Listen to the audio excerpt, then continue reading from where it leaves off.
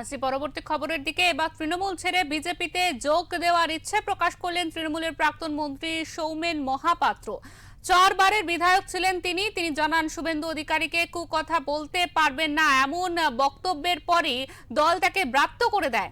শেষ 3 বছর দল তাকে ব্রাত্য করেই রেখেছিল মন্ত্রিত্ব থেকে। তারপর জেলা সভাপতির পদ থেকে তাকে সরিয়ে দেওয়া হয় রাজ্য তৃণমূলের পক্ষ থেকে।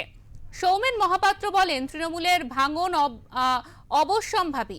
দলটা কর্পোরেট কালচারে চলছিল। মন্ত্রী হওয়া সত্ত্বেও তারা চাইলেও মমতা ব্যানার্জির সাথে অভিষেকের সাথে দেখা করতে পারতেন না, সমস্যার কথা তুলে ধরতে পারতেন না।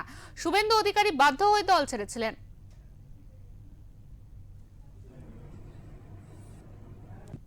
আমি অনেক আগেই বলে দিয়েছি এবং আজও বলছি, আমি আপ্লুত এবং সত্যিকারে তার ত্যাগ তিতিক্ষা, তার নিষ্ঠা এবং যখন যে দলে থাকে তার প্রতি তার আনুগত্য এবং 100% এফোর্ট দিয়ে যেটা করেন তার প্রমাণ কিন্তু এই 1 মাসে আমরা পেয়েছি।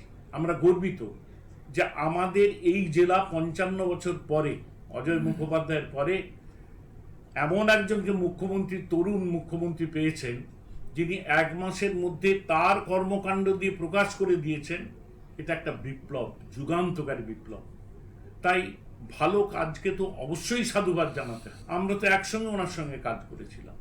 তিনি কেন দল ছাড়লেন? নিশ্চিত তিনি কোথাও আঘাত পেয়েছেন, আঘাতপ্রাপ্ত হয়েছেন।